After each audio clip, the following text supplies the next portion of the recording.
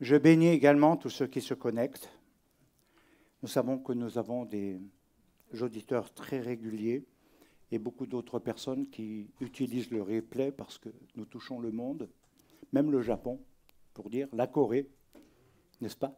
Oui, on peut dire la Corée, le Japon, beaucoup de pays. Et donc, c'est le Canada énormément. Et c'est clair que c'est quelque chose d'actuel. Et en même temps, ce n'est pas seulement une mode. Le mouvement messianique, comme les juifs messianiques, ce n'est pas une mode. Ce n'est pas simplement des changements par rapport à des découvertes. C'est adhérer à quelque chose qui est dans le plan divin pour la fin des temps. Ne pas comprendre ça, c'est être, pardonnez-moi de le dire ainsi, à l'ouest. Alors pas à l'ouest d'Éden, hein, parce que quand on est en Éden quand même, c'est bien. Mais je crois que c'est très important de bien comprendre, et ça va être le défi et l'enjeu des cours que je dois faire, où je n'ai pas trop mal avancé dans la compréhension. Ça manquera un peu de quelque chose parce que c'est tellement dense qu'il aurait fallu plus de développement. Mais on m'a donné un certain nombre d'heures à respecter et donc je ne pourrai pas aller au-delà, je pense. Alors en même temps, je crois que c'est très important aujourd'hui parce que c'est ce qui constitue aussi, par rapport à la paracha de Yitro, que je ne vais pas développer directement. Alors si vous voyez les jeunes bouger comme ça, ce n'est pas qu'ils ne sont pas intéressés par le Rav, hein. C'est qu'ils ont une activité particulière à l'étage. Et je crois que c'est un grand mystère. C'est le mystère de la fin des temps qui doit se dévoiler pour Israël et les nations. Et en même temps, je dirais que les deux ont des développements tellement différents, avec des approches tellement différentes, des modes de vie tellement différents, qu'il est difficile parfois de pouvoir réunir les deux choses. Et pourtant, il nous est dit dans la paracha de Yitro qu'il était le beau-père de Moshe. Et c'est quand même étonnant parce qu'il a connu quand même Moshe pendant 40 ans. Hein? Quand même 40 ans.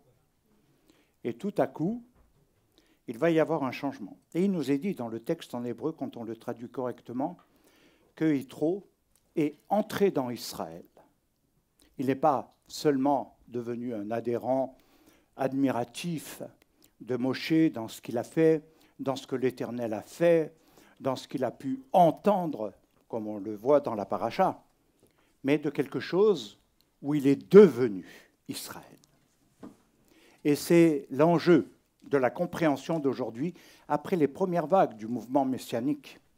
Les premières vagues qui sont arrivées où ça a été une découverte de certaines choses, où on découvre le Shabbat, les fêtes, un certain nombre de choses. Il y a des évolutions qui se sont faites. Et aujourd'hui, on est dans une autre étape. On est dans une autre étape pour Israël et les nations, pour juifs et non-juifs. Et un thème que j'avais, je crois, sauf erreur, en Suisse développé, j'aimerais poser cette question aux gentils des nations. Quel est le sens et la signification de la Torah pour les nations? En même temps, aujourd'hui, il y a des enjeux théologiques, dans des colloques. Et aujourd'hui, ils disent que le mouvement messianique n'est plus du tout quelque chose qui doit être à part, ignoré de l'Église. Des mouvements chrétiens, quels qu'ils soient, catholiques, protestants et autres. Il y a une telle diversité aujourd'hui. Et donc, comment intégrer? Alors, est-ce que les juifs messianiques doivent intégrer l'Église et le mode de vie et le mode de doctrine, de pratique avec les doctrines, avec un ensemble de choses? Ou est-ce que les Juifs messianiques doivent garder leur identité? Mais alors, comment faire avec ceux qui veulent venir? Quelles sont les clauses?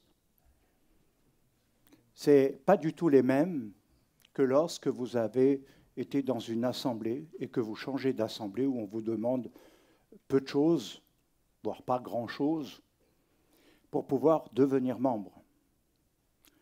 Être membre d'Israël, de la communauté d'Israël, nécessite davantage de changements.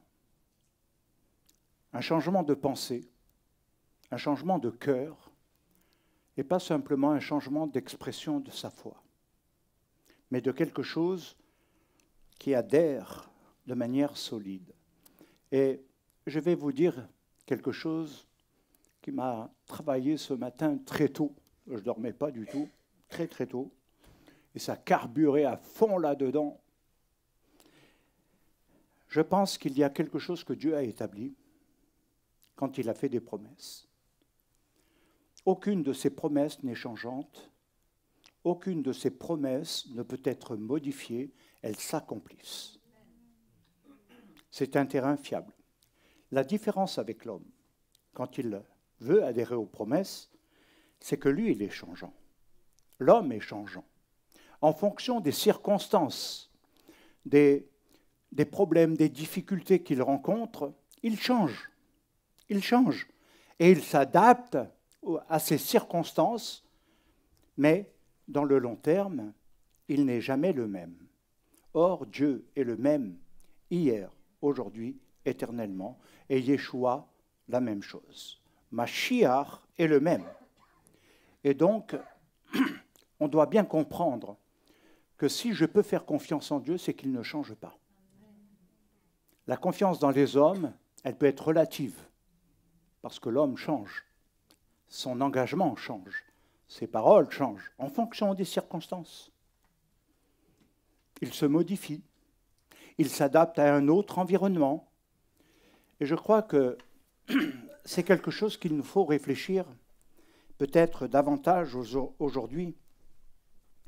Alors, quand on veut véritablement entrer, pénétrer dans cette pensée, il faut comprendre le rôle des non-juifs, des gentils des nations, par rapport à ce que représente aujourd'hui, maintenant, après tous les débuts du mouvement messianique,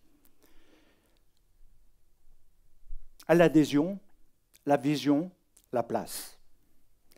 Et je crois qu'on ne va pas y arriver en une fois, ni en 2 fois, ni en 3 fois, ni en 10 heures.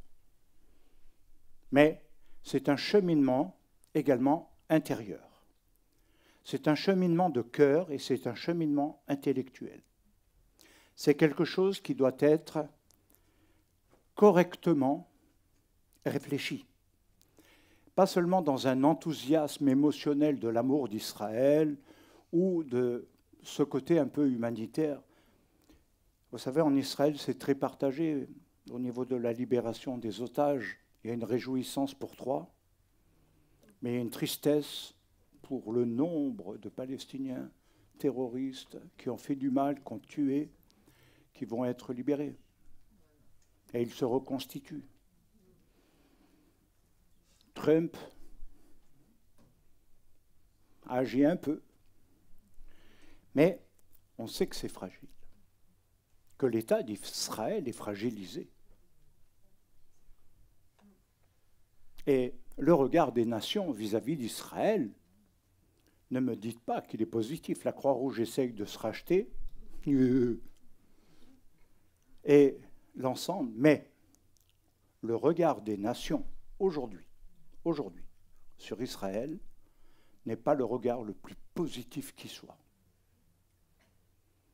Alors, vouloir adhérer à quelque chose de juif, de profondément juif, va demander également un autre regard, mais une adhésion comme Jéthro, comme Yitro, qui a adhéré pleinement et il est devenu Israël, comme Ruth est devenue Israël. Et ce n'est pas la seule mais c'est quand même les éléments essentiels de non-juifs qui ont su entrer pleinement dans les promesses immuables de l'Éternel.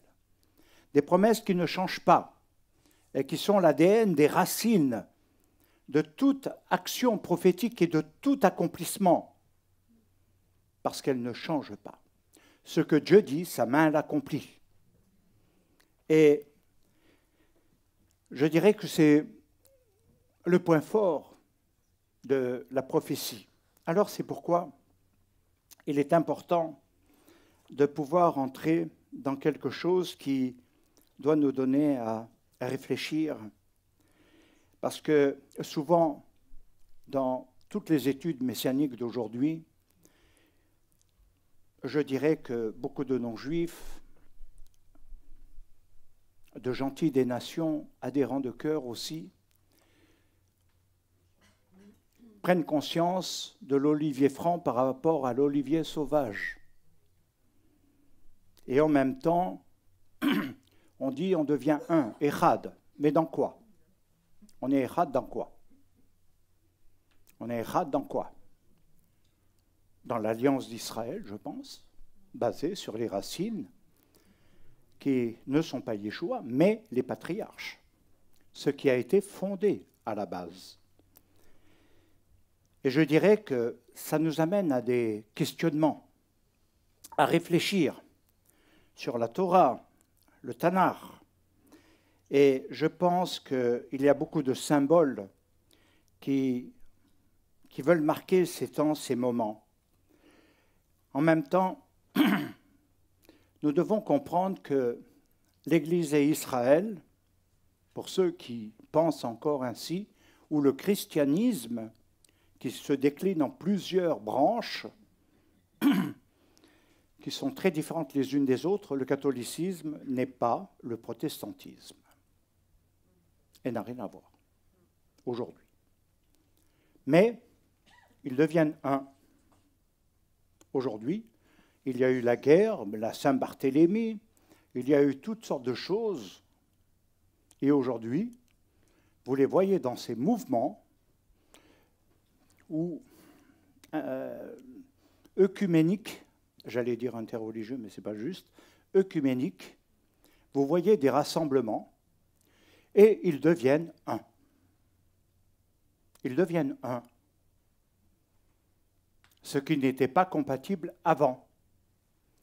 Et ils deviennent un sur certaines bases que je n'ai pas envie de développer. Et parallèlement, nous voyons Israël qui a une importance capitale. Alors c'est vrai qu'il y a beaucoup de nouvelles approches. Dans les mouvements messianiques, il y a beaucoup de diversité. Les uns font Shabbat et les fêtes, mais finalement, vous savez, l'une des plus grandes définitions que l'on trouve dans le monde quand on parle des Juifs messianiques, des mouvements messianiques, de l'identification des Juifs messianiques, on dit ce sont des Juifs chrétiens, dont la base, et c'est comme ça que les protestants nous analysent en disant que la base, bien sûr, ils sont nés juifs, ils sont juifs, mais, il y a ce petit mais ils sont chrétiens. Leur pratique est chrétienne. Parce qu'ils croient en Yeshua, et c'est là qu'il nous faut clarifier. Le fait de croire en Yeshua, pour eux, définit le fait qu'on est dans leur croyance, dans ce qui s'est développé, dans ce qui se fait. Et puis en même temps, il y a l'autre côté, l'appel prophétique divin, qui nous amène à comprendre que le tout Israël qui doit être sauvé n'est peut-être pas ça, mais quelque chose de différent. Et je dirais que il nous faut comprendre à qui nous appartenons et ce que nous voulons être. Voilà, nous sommes une assemblée, je vous interroge individuellement. Certains ne font pas du tout le Shabbat, d'autres font trop le Shabbat, d'autres ne font pas ceci, d'autres ne font pas cela, et chacun adapte. Parce que ça convient ou ça ne convient pas. Mais ils sont messianiques. Attendez, un rabbin vient, analyse et dit, est-ce la maison d'Israël? Est-ce la maison d'Israël? Alors un rabbin se cache, ce n'est pas émotionnel. Il ne va pas s'excuser de ce qu'il dit, il va dire pas du tout. Vous êtes un ensemble de mélangés sans cohérence. Voilà ce qu'il dirait dans la plupart des cas. C'est ce qu'ils disent pour ceux qui sont aux États-Unis et ailleurs, qui représentent les grandes branches du mouvement messianique. Et quelque part, ça amène le trouble.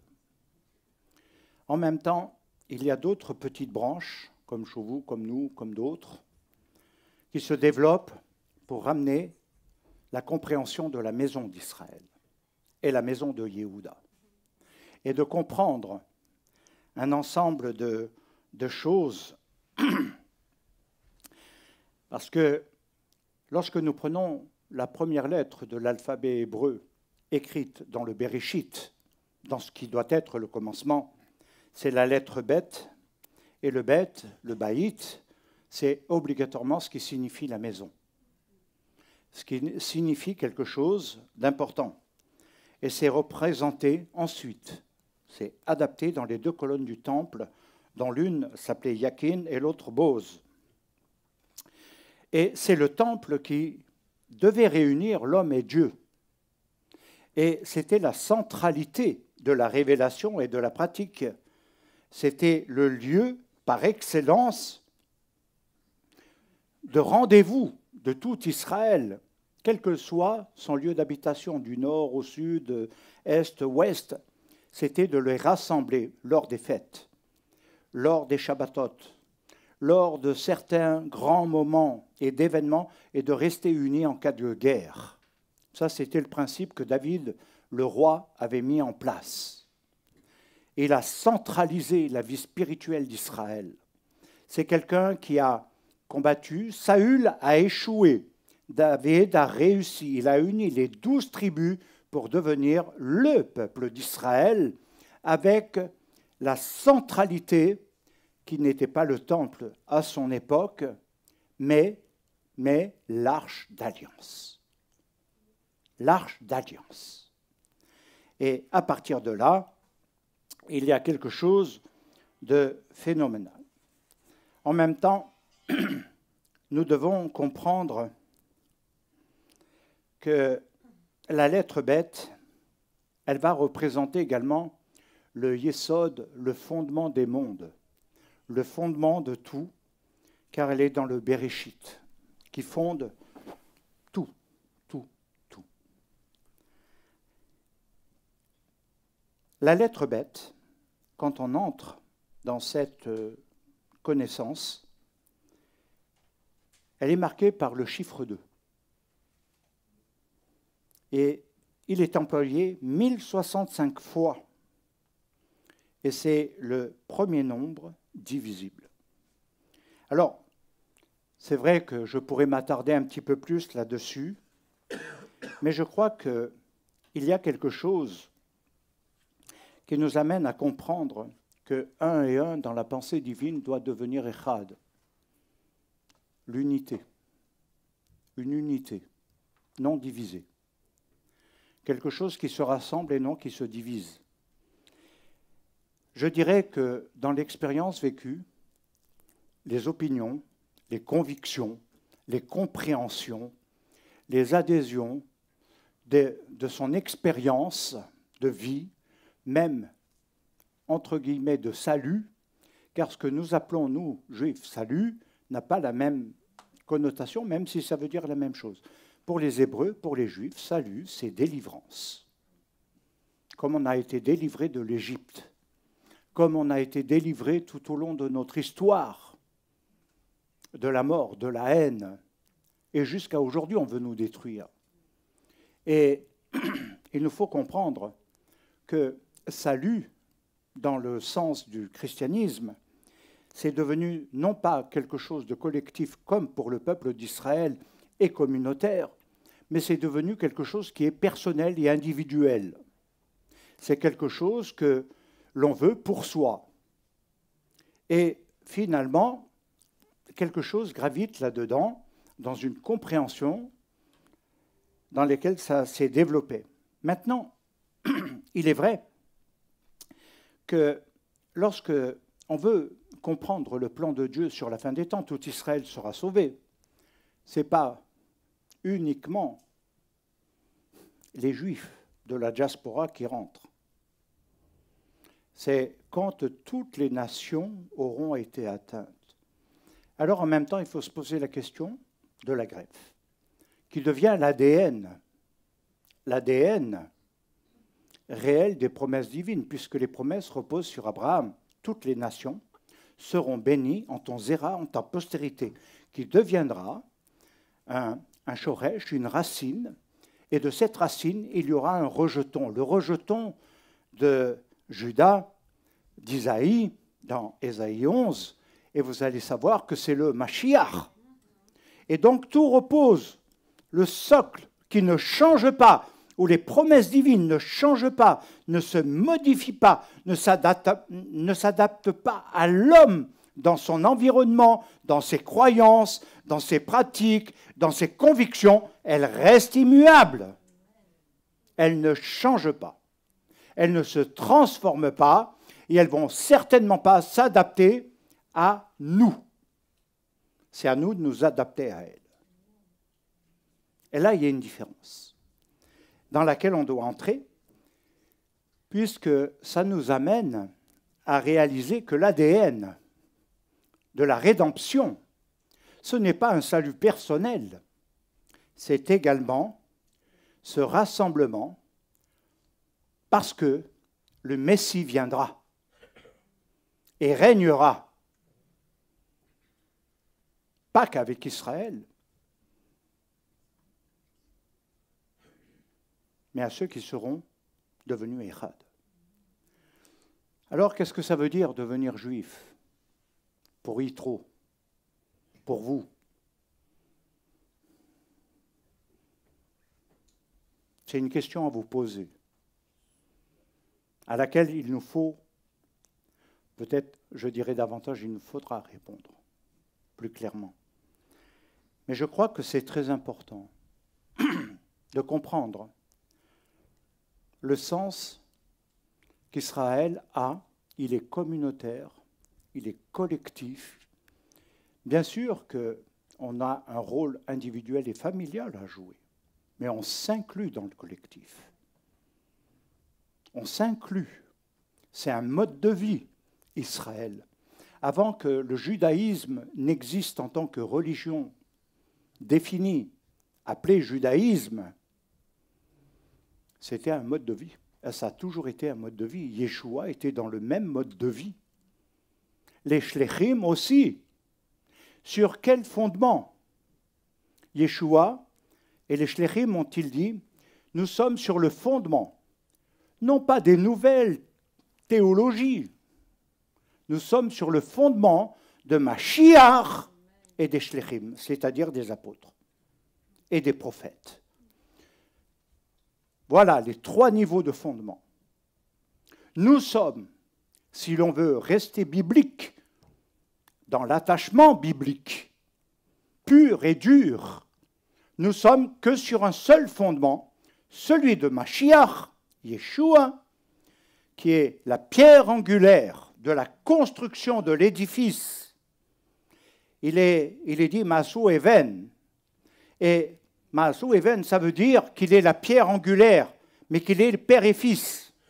Et qu'il construit le temple de Dieu, non pas seulement dans le cœur et dans la pensée avec un royaume abstrait, mais de quelque chose qui va être réel, comme dans le Mishkan. Ce n'est pas construire le Mishkan extérieur, faire des beaux bâtiments, mais c'est de construire à l'intérieur de soi pour que Dieu réside.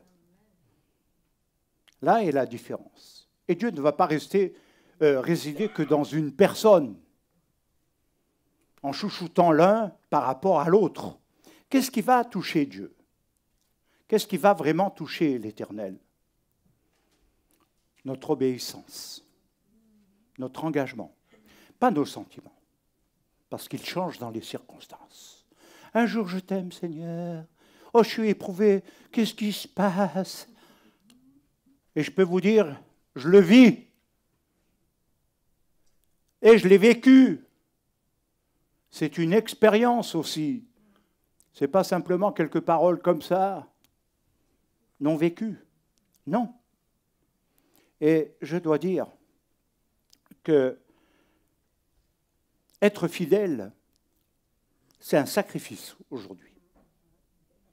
Fidèle à Dieu, il y a la Torah, à ses commandements, à tout ce qui est écrit pour Israël.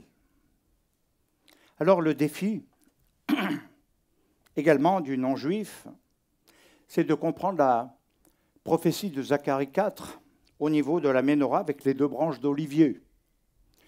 Pourquoi 2 branches d'olivier sur une Ménorah? Ménorah, hein, symbole d'Israël. Et 2 branches d'olivier. Ça aurait pu être autre chose. Ça aurait pu être des jolies plantes, toutes fleuries, très jolies, des roses, je ne sais pas moi. Non, 2 branches d'olivier. Il faut comprendre que ces 2 branches d'olivier sont la maison d'Israël.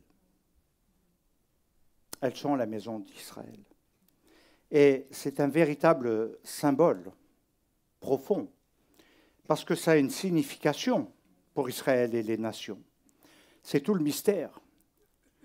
Et je crois que si nous voulons réellement aller un peu plus loin, il nous faut garder à l'esprit la compréhension de ce qui sera, de ce que deviendra le mouvement messianique dans les années qui viennent. Il ne va pas rester comme il est aujourd'hui. Déjà depuis hier, comme je vous l'ai dit à plusieurs reprises, tout change. De 1964, de la fondation de Paul Guénassia à nos jours, tout a changé, tout en restant sur la base. Sur la racine de l'appel. Sur la racine du salut d'Israël. De ce témoignage. Et c'est ici en France, en 1964, même s'il y a eu d'autres choses, qui, dans les siècles passés, on appelait les Juifs croyants en Yeshua, les Hébreux chrétiens, qui étaient très clairs pour les rabbins. Mais voilà, ça voulait dire ce que ça voulait dire. Aujourd'hui, nous voyons bien que les choses évoluent. Les choses évoluent constamment. La compréhension des gentils des nations, des non-juifs, a beaucoup évolué en 20 ans. Je dirais que c'est même quelque chose d'assez étonnant parce que c'est quelque chose qui a transformé. Et c'est vrai que demain, nous sommes devant des défis d'identité. Nous sommes devant des défis de mode de vie, de pratique, de compréhension par rapport à Israël. Ce qui est très important, c'est que nous ne pouvons pas rester dans quelque chose qui n'a pas de position. Et nous savons que dans la fin des temps, les nations vont se rassembler, elles vont devenir une contre Israël. Les nations deviendront une contre Israël, elles attaqueront Israël. Ça a déjà commencé. Cette persécution, pour vous, aujourd'hui, elle est devenue claire. Quand Paul Guénassia l'enseignait il y a plus de 50 ans, tout le monde disait, il va où, lui? Il va où? Tout va bien. Économiquement. Maintenant, il y a des changements. Alors, il nous faut réaliser que nous avons quelque chose à travailler par rapport aux 12 tribus d'Israël, dont celle qui est non pas perdue, mais dispersée. Écoutez bien, je ne dis pas que les tribus d'Israël, pour l'ensemble, certaines ont été retrouvées dans des endroits inattendus, reconnus, et ça peut concerner autant l'Inde que l'Afrique que d'autres pays. Assez étonnant. Il y a eu une dispersion. Et ils sont devenus comme des non-juifs tout en ayant une pratique juive. Si je prends Phasia, les Kabyles, dans l'histoire de la Kabylie, il y a énormément de Kabyles qui faisaient Shabbat sans savoir que c'était juif. Mais ils avaient reçu la pratique. Ils avaient reçu un certain nombre de choses liées au judaïsme, à Israël. Et il a été retrouvé également en Afrique, en Côte d'Ivoire et d'autres endroits. Et je crois que là, il y a des voyages qui sont prévus pour cela, où des rabbins ont été et ont découvert, comme Rabbi Shapira nous le disait, ont découvert qu'il y a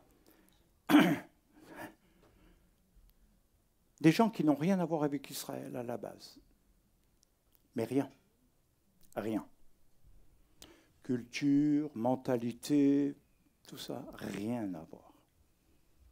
Encore, on peut dire l'Algérie, les Kabyles, c'est assez proche. Mais l'Inde, l'Afrique et des pays très éloignés, qu'est-ce qu'ils ont à voir avec Israël et le judaïsme? Et pourtant, ils ont dit, nous avons reçu des pères. Il y a une transmission orale de quelque chose qui est un patrimoine qu'ils ne comprenaient pas, connaissaient pas. Et puis quand des rabbins sont venus ou d'autres personnes qui les ont éclairés, alors aujourd'hui, ils veulent devenir totalement juifs. Le rassemblement des 12 tribus va être les dispersés d'Israël et de ceux qui vont devenir, à cause de cela, dans les nations, revenir à la greffe, l'ADN d'Israël. L'ADN de l'olivier franc et non de l'olivier sauvage. Et il est bel et bien écrit dans le Anthéos, dans eux, à l'intérieur d'eux. C'est-à-dire qu'il n'y a qu'un seul olivier pour la fin des temps et dans la vocation prophétique que Shaoul de Tars enseigne. Il n'y a pas un autre olivier adapté à un autre terrain. Un seul olivier, avec les mêmes racines, les promesses d'Abraham, d'Yitzhak, Jacob, accomplies dans Mashiach, parce que c'est très important. Et je crois que tout ceci nous amène à comprendre que ce rassemblement des nations, des gentils des nations, peut-être, et je le dis avec vérité et force, peut-être que vous êtes venus là, ici, que vous avez adhéré à un mouvement messianique de je ne sais où, par déception de vos assemblées, de fonctionnement, vous n'avez pas trouvé des choses qui marquaient la vérité biblique et des choses comme ça. Ça, ce n'est pas le véritable changement. Non, non, non, non. Parce que vous n'avez même pas la pratique, ni même la compréhension de ce qu'est Israël. Mais vous cherchez un lieu où, on va enseigner, on va donner certaines choses, on va découvrir, sans devenir. Yitro est devenu Israël. Et c'est vrai que c'est fondamental parce que c'est l'accomplissement des prophéties que Dieu veut accomplir aujourd'hui. Ce n'est pas simplement une option. Alors les dispersés des nations, qui doivent devenir Israël, comme Yitro, comme Ruth, ça va être un cheminement. Connaître Israël, comprendre Israël, connaître sa foi, sa vocation, son fonctionnement, sa pratique, son mode de vie, est un défi. Est un défi pour nombre de personnes aujourd'hui, justifiant parfois un repoussoir. Eh bien, écoute, si tu n'as pas envie, si tu ne veux pas, moi, je ne vais pas te forcer. Je ne vais pas te forcer. Mais il y a d'autres lieux où tu vas mieux t'exprimer. Par contre, il nous faut unir la pensée, le cœur et la vision. Et établir quelque chose qui soit cohérent, crédible, mais qui est dans la ligne prophétique de l'accomplissement. Quand Yitro a adhéré, il n'a pas dit « Écoute, j'étais quelqu'un de grand. J'étais quelqu'un qui avait du pouvoir. » Et à ce propos, je vais vous dire quelque chose. Quand Képhas, Pierre, avait manifesté certains dons de Dieu assez importants, il y a eu quelqu'un qui est venu au Seigneur qui s'appelle Simon le magicien. Et qu'est-ce qu'il voulait, Simon le magicien? Qu'est-ce qu'il voulait? Il est fatigué, Nelson. Moi aussi, tiens bien. Et je dirais que Simon le magicien, qu'est-ce qu'il a fait? Il a dit, ton Dieu, je l'aime bien, il a de la puissance plus que moi. Alors, demande et donne-moi, transmets-moi cette puissance. Qu'est-ce qu'il recherchait? Le pouvoir, la puissance, la reconnaissance. Il ne voulait pas quitter ce qu'il était. Alors, dans l'histoire, on dit aussi, sans que cela soit prouvé, que ce serait ce Simon, Pierre, qui aurait été à Rome et devenu forme de pape. Mais, ouais. Alors, il n'y a pas d'épreuve, mais il y a quand même des jalons. Et donc, il faut savoir dans quelle motivation, autrement dit, dans quelle compréhension. Moi, je crois à la sincérité, c'est vrai, mais il faut aller plus loin que ce niveau émotionnel, l'engagement. Et je crois que je touche là maintenant le sujet qui nous amène par rapport à ces 12 tribus, parce qu'il y en a 10 et 2 aujourd'hui, qui doivent former quelque chose. Et elles ont des noms. Le premier qui est donné, c'est le bois de Yosef. Dans le chapitre d'Ézéchiel, il nous est parlé des 2 bois qui vont se réunir et qui vont devenir un seul bois. Alors, c'est de la matière. Comment 2 choses vont-elles devenir une? Ces 2 bois, est-ce que ce sont des bois d'olivier? Question que je vous pose. Le deuxième nom qui est donné pour la maison d'Israël, c'est Éphraïm. C'est cette tribu qui est issue de Yosef, qui a reçu la bracha, mais qui est dispersée dans les nations. D'un Israël dispersé. Et c'est quoi un Israël dispersé? Un Israël qui a été persécuté. Un Israël qui a dû se convertir à cause des persécutions. Et tout au long de l'histoire.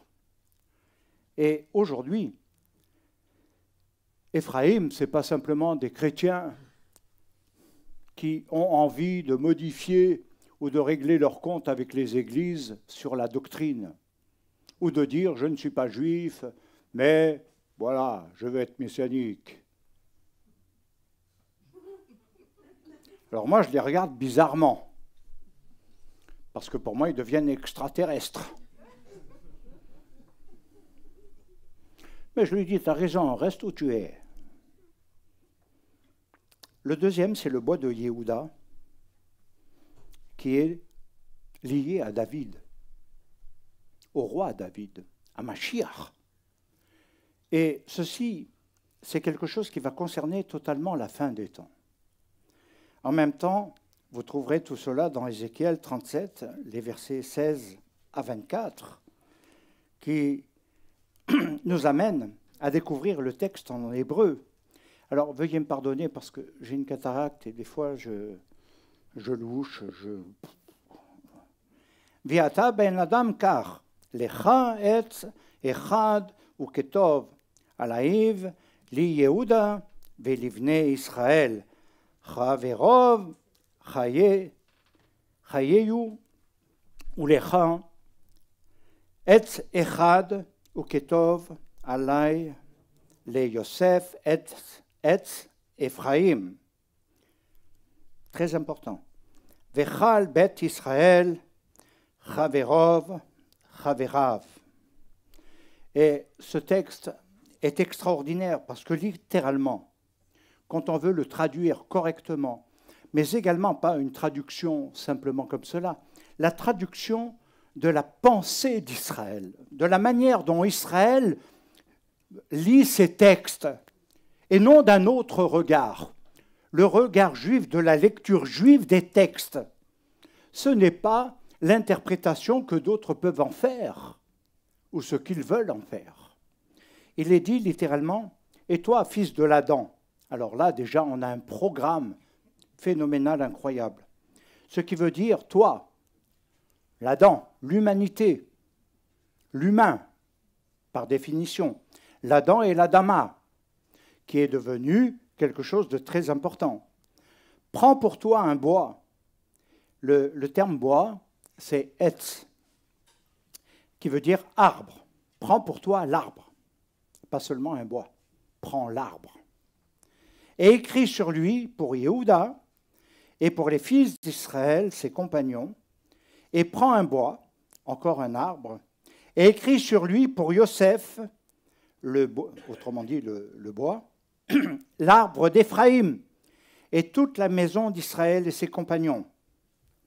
Le verset 17 dit « Vekaravotam echad lecha leetz echad veyahu la achadim beyadecha » Et littéralement, toujours dans la pensée, il dit « Fais approcher les arbres entre eux pour qu'ils soient echad ». Vers Echad pour toi, pour un arbre. Echad, encore une répétition, qui va dire « et ils deviendront unis ». La achadim, qui veut dire le pluriel. Ce n'est pas un arbre là, un arbre là. Alors, si je le traduis dans la pensée contemporaine que tout le monde veut comprendre, Israël et l'Église. Il y a Israël avec son judaïsme, l'Église avec le christianisme, ses doctrines, qui est basée sur quelque chose où on n'est purement que sur le Nouveau Testament. Et ne me dites pas qu'il y a vraiment une reconnaissance de l'autre. Les deux arbres aussi, dans les alliances, Yeshua n'a jamais mis quelque chose qui séparait Israël des nations. Au contraire. Au contraire. Allez jusqu'au fin fond du monde. Mais faites des disciples, qui devraient être des disciples quoi? Les disciples constantiniens, des disciples qui ont été l'inverse de ce qu'ils auraient dû faire. Ou est-ce qu'ils devaient devenir des disciples des Talmidim d'Israël? Ce n'est pas simplement émotionnel et sentimental. Et il dit, et ils deviendront unis dans cette répétition. La achadim, c'est vraiment le pluriel dans tes mains.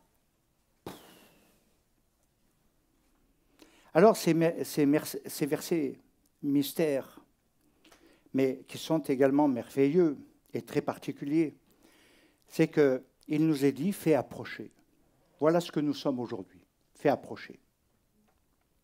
Fais approcher les deux bois.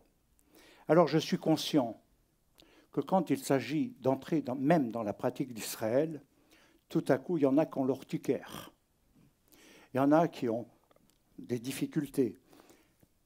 Je dois être honnête, beaucoup nous ont quittés parce que d'un seul coup, lorsqu'il faut devenir Israël, ils ne peuvent pas devenir Israël. Ils ne veulent pas devenir Israël. Et ils disent, je ne suis pas juif. OK. Mais derrière, il y a quelque chose où d'autres vont adhérer. Et ils vont faire partie d'un reste, de quelque chose de différent et qui va déranger, honnêtement. Honnêtement.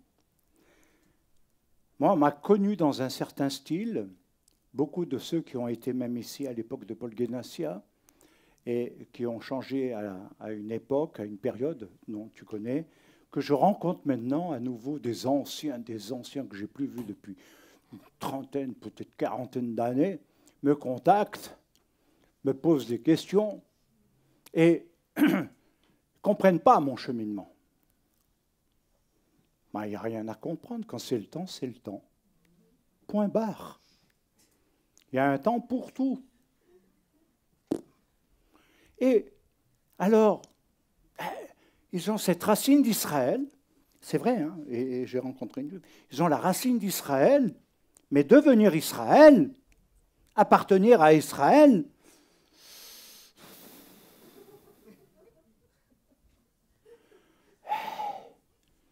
ça va demander des années. Hein. Alors, qu'est-ce que nous voulons dire? Fais approcher les arbres. Mais, littéralement, eux qui sont devenus un en direction du un. Autrement dit, s'ils veulent devenir un, ils doivent aller dans la direction de l'Echad, devenir Echad. Autrement, ils ne deviendront pas Echad. Ils resteront séparés des arbres qui ont des valeurs, mais pas les mêmes. Ils deviendront unis dans ta main, l'achadim beyadecha. Ils seront deux dans un, dans le sens d'un echad. Exactement, même terme, même notion, même compréhension que le mariage. L'homme et la femme deviendront echad. Très différents, biologiquement. Je crois que je n'ai pas besoin de faire un cours d'anatomie. Très différent dans les réactions. On dit que la femme, elle est très sensible, intuitive, émotionnelle, plus que l'homme c'est un macho, que l'homme, c'est quelqu'un qui est... Mais Dieu lui a donné ce rôle. Il lui a donné quoi à la création? Il lui a dit, c'est toi qui domineras. Tu appelleras. La femme t'accompagne. Mais ça ne veut pas dire qu'elle doit être écrasée. Et ceci nous amène à comprendre que c'est l'union, comme dans un mariage. J'ai 38 ans de mariage aujourd'hui, pas aujourd'hui, mais voilà, 38 ans. Pour devenir Echad, ça ne s'est pas fait comme ça. Nous sommes de cultures différentes, de contextes historiques différents. Rien ne pouvait nous préparer à être ensemble. Rien. Moi, je suis un séfarade, un peu moins macho aujourd'hui qu'hier. Oui, vous m'avez traité de macho des fois. Bande de ouf. Et donc, je reconnais, elle, la fille gentille qui est née entre deux pages de la Bible. Là, au moins, je peux croire à quelque chose, à ce niveau-là. Et Mais rien, rien, rien. Mais Dieu a voulu qu'on soit rassemblés. Dans quel but? Seulement pour faire bisous, bisous? Seulement pour... ah, tu me plais. Oh oui, toi aussi. Et puis 3 ans après, tu me déplais. Non, Dieu nous a rapprochés. Pourquoi? Dans un but essentiel de servir. Avodat Hashem. Donner notre vie, donner tout notre temps. Et je peux vous garantir que c'est une vérité.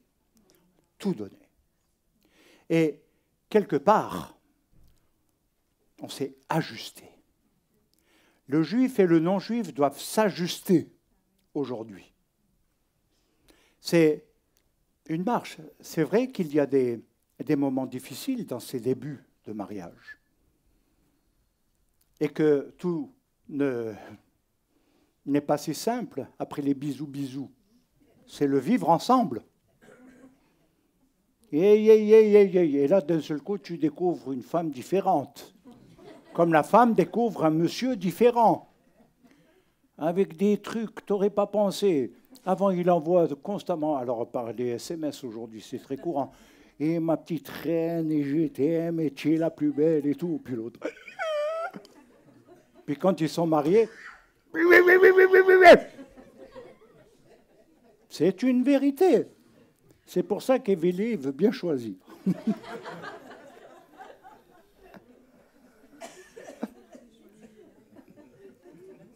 Rabbi Shapira m'a dit, il a trouvé quelqu'un pour toi.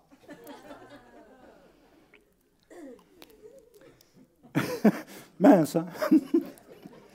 Mais voilà. Et aujourd'hui, on est en fusion. Vous comprenez que même mes enfants le reconnaissent, le voient. Et ils sont grands quand même, ils ont un cerveau. Il y a quelque chose que Dieu veut faire approcher. Pour devenir un, ça va nécessiter des adaptations. Parfois plus difficiles dans un sens que dans l'autre. Parfois, c'est difficile pour un juif de s'adapter au monde des non-juifs. Parce que c'est un monde tellement différent du nôtre. Dans notre culture, vie, même si j'ai fait l'expérience en Yeshua, tout est différent. Et puis le non-juif regarde le juif de manière différente.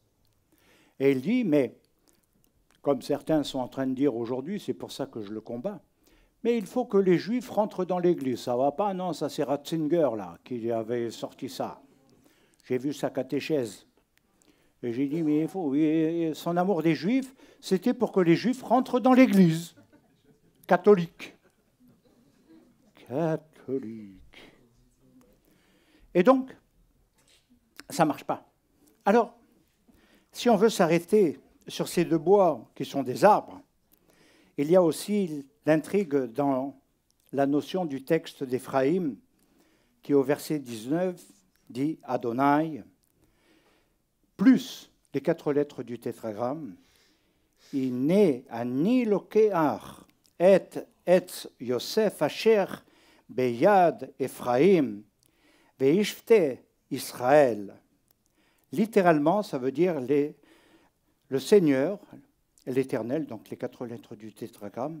Voici moi, prenant, et l'arbre de Yosef, qui dans la main d'Éphraïm et les tribus d'Israël, ses compagnons, et je mettrai, littéral, et je mettrai en eux,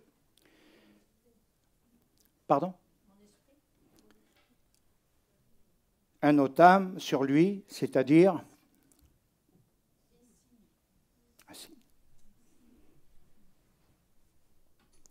l'arbre de Yehuda est très intéressant, et je ferai un arbre des 2, un veachitim au pluriel et atz, un arbre bois, qui sera echad vayahu, echad beyadim, et ils seront un dans ta main, à etzim, ils seront des arbres, mais un dans ta main. Ces passages, c'est vrai qu'ils sont d'une grande profondeur et qu'ils nécessitent beaucoup plus d'avancée, de réflexion. Mais c'est aussi le but d'un enseignement de Shabbat, ou de semaine, ou d'un cours. C'est de vous amener à des réflexions pour choisir correctement. C'est clair qu'il y a tous ces mystères qu'on appelle en hébreu le sod, les secrets qui se dévoilent dans les temps de la fin. Comprendre le rôle, non pas distinct d'Éphraïm et de Yehuda, qui sont dans la main de Yosef, le Mashiach, qui a tout accompli. Et de comprendre le rôle ensemble. Le rôle ensemble, pas individuellement. Vous savez, j'ai beaucoup entendu, j'ai beaucoup connu, j'ai beaucoup parcouru, et souvent dans toutes les réunions, tous ceux qui s'avancent, ils cherchent un appel, ils veulent un appel, ils ont tous des appels. Et des fois, quand tu regardes les personnes qui ont des appels, tu te dis, fou là là, il faut un miracle pour que ça se réalise, lui. Hein. Mais c'est vrai, j'en ai vu de toutes sortes. Et certains ont même été envoyés comme missionnaires en Afrique, tout jeunes, tout feu, tout bouillant, des gens que j'ai connus, et qui étaient merveilleux, mais le Seigneur vraiment, on ne les a pas préparés, on les a envoyés comme ça, Dieu t'appelle là-bas, et ils y ont cru, parce qu'on y croit au début. On ne pense pas qu'on va être trompé. Et ils ont été, vous savez comment ils sont revenus? Cassés, brisés. Et ils ont dit plus jamais. Plus jamais.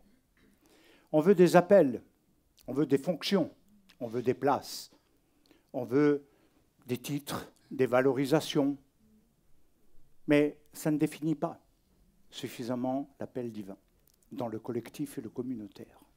Il faut le comprendre ainsi. Alors, qu'est-ce que nous dit Mashiach aujourd'hui? Si nous voulons comprendre, interpréter non seulement ces passages d'Ézéchiel, et au chapitre 48 et au verset 2, on avertit Jacob et on lui dit, « Voici ton fils Yosef. » Vous savez que dans la pensée juive, contrairement à la pensée chrétienne, le Messie ben Yosef, c'est le Messie souffrant, qui doit précéder la venue du Messie ben David. Alors pour nous, en tant que juifs, notre pensée diffère avec la pensée chrétienne. Parce que comme tout part du Nouveau Testament, Jésus est né à Bethléem, etc., il est fils de Dieu, machin et tout, sauf qu'il y a beaucoup d'écueils théologiques. Et donc, à un moment donné, dans la logique, Jésus va mourir à Pessah sans que ce soit Pessah, puisqu'on prend le petit bout de pain avec la petite goutte.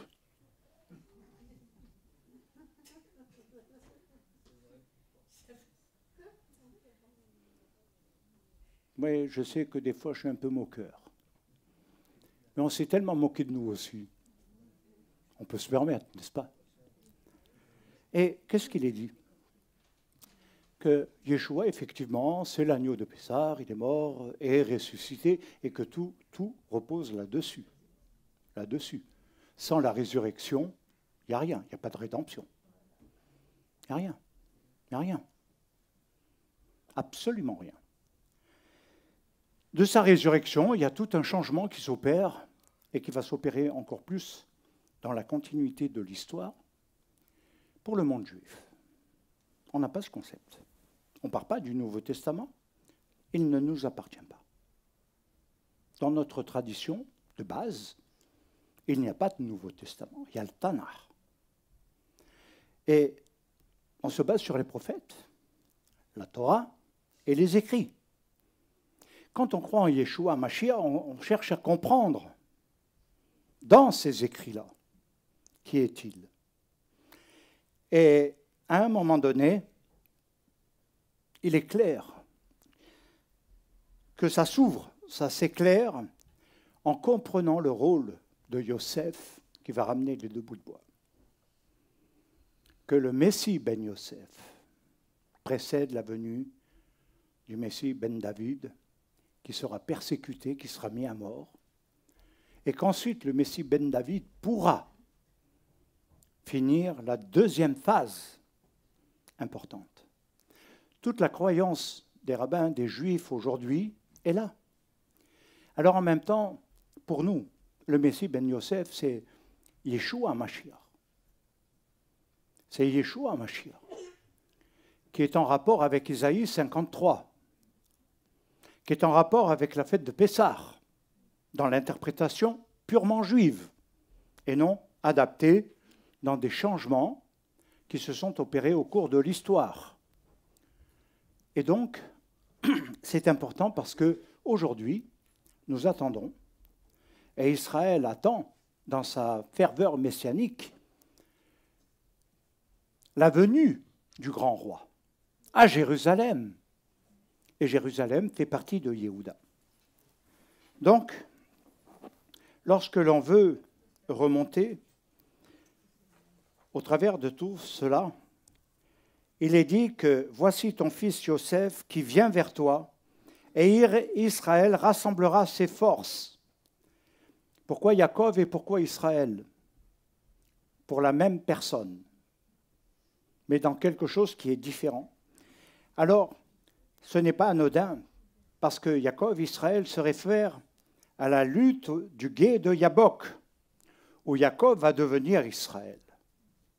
Et si vous voulez le comprendre dans la pensée d'Israël, Yaakov est devenu réellement quelqu'un qui a vécu une rédemption, une naissance nouvelle.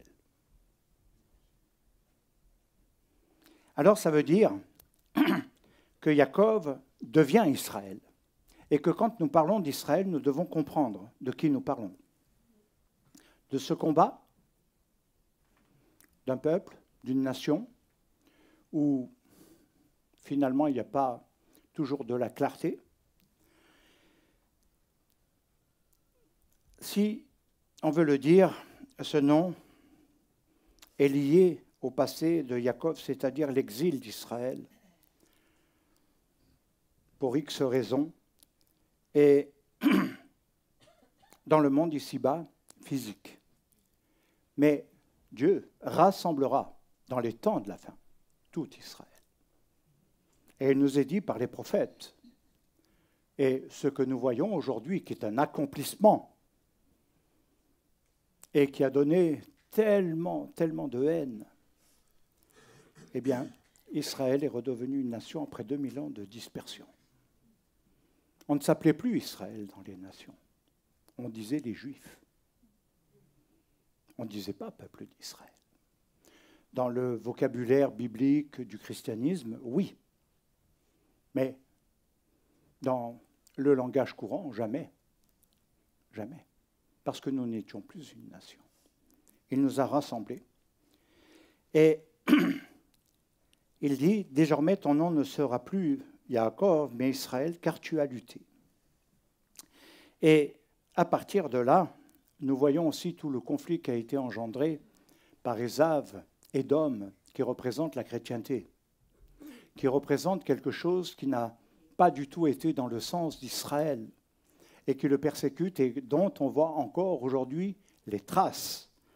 Et je crois que je vous laisserai écouter les enseignements de Rabbi Shapira là-dessus, qui sont très clairs par rapport à l'exil d'Israël lié à Édom, mais où cet exil-là est le dernier grand exil qu'Israël vivra.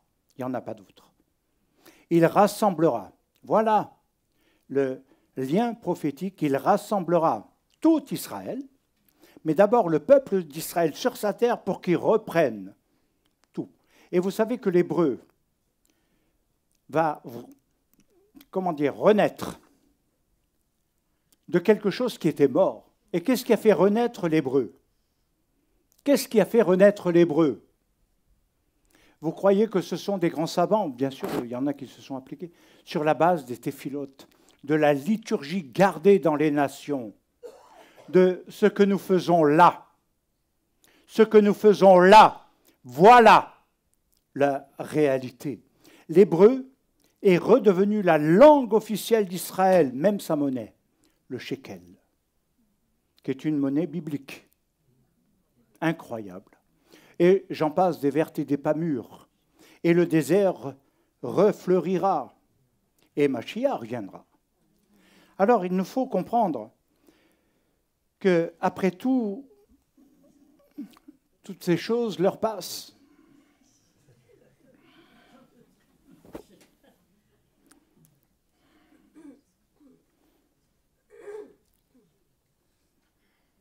Qu'au moment où Israël, et non pas Yaakov, doit quitter ce monde, vous connaissez tous, hein, qu'est-ce qu'il fait? Il rassemble ses forces prophétiques pour transmettre à ses fils les paroles prophétiques de ce qu'ils deviendront et de ce qu'ils devront être. Alors bien sûr qu'il y a beaucoup de déboires, mais il rassemble ses forces pour bénir. Et en même temps, ce qui est caché, c'est que Yosef, le fils de l'arbre, c'est les deux fils également qu'il a en lui-même, seront bénis, et c'est ainsi que va commencer le mystère de Yosef. Pourquoi Yosef est-il dans Ézéchiel 37? Il y a le Messie caché, souffrant, et le Messie Ben David, qui marque la royauté. En même temps, ça va s'accomplir quand la fin du temps des nations sera accomplie. Que nous ne trouvons pas seulement dans les paroles de Yeshua. Encore faut-il définir ce qu'est le temps des nations. Et de le comprendre, est-ce qu'il est fini ou est-ce qu'il arrive à sa finalité?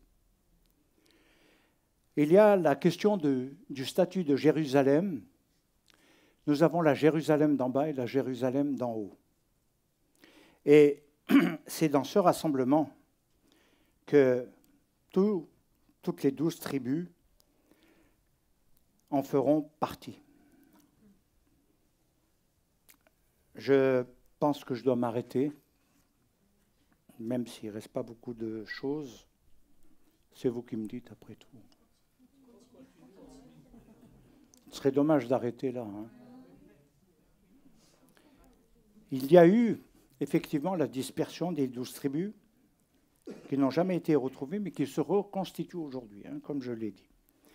Alors, le texte du prophète Zacharie, qui est énigmatique, dans la version Zadokan, il dit « En ce jour, l'Éternel étendra sur les habitants de Jérusalem, et alors le plus vacillant parmi eux sera comme David, et ceux de la maison maintenant de David. » C'est plus seulement la maison d'Israël.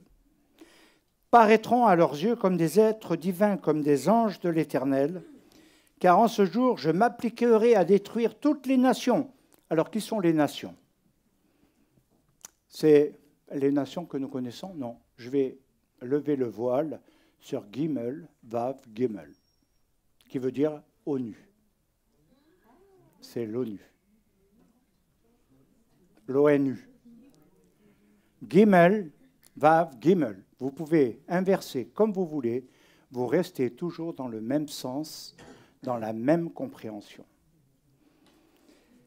Et il est dit qu'il s'appliquera, parce que si vous regardez bien dans ce qui est fait aujourd'hui, c'est qu'ils veulent monter toutes les nations et l'Union européenne, qui est la chrétienté, l'Empire romain du passé, ce qui a été la cause de la destruction du temple de Jérusalem, ceux qui ont malheureusement asservi le peuple juif et qui l'ont amené à la dispersion en l'an 70 de notre ère, où le judaïsme s'est reconstitué d'une nouvelle manière, mais parallèlement, nous savons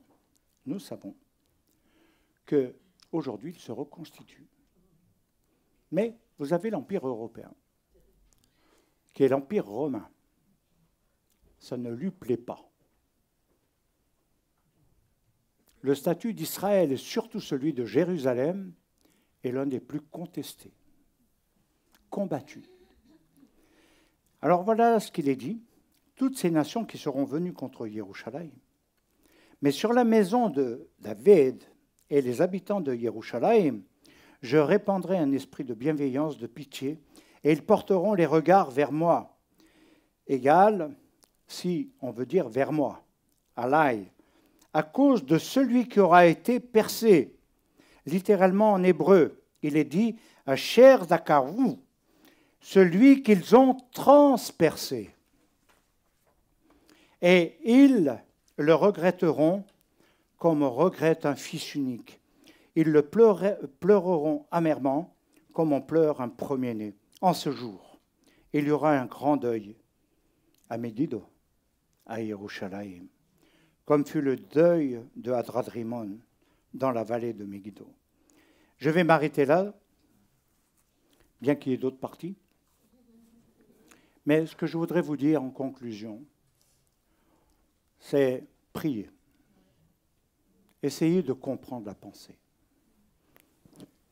Essayez de rentrer. Devenir Israël, je pense que pour Yitro, ça a été très difficile. C'était un Madjanite, complètement différent. Et il est devenu le meilleur conseiller de Moshe. Et c'est là que les acronymes ont été mis en place, une structure. Et après, il y a eu le cultuel. Donc il faut comprendre les étapes. Aujourd'hui, nous ne devons plus simplement être ceci ou cela dans quelque chose où on doit se réaliser soi. C'est le grand danger d'aujourd'hui. Même les gamins veulent devenir des stars.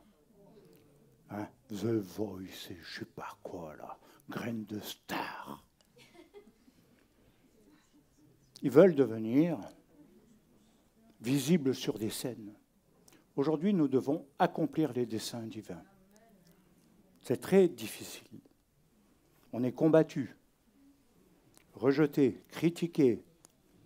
Et vous savez, je vais dire tant mieux. Parce que nous marquons l'opposition de quelque chose qui doit changer. Voilà, cheminez, cheminez, cheminez, devenez. Que Dieu vous bénisse. Toda Rabba. Shabbat Shalom.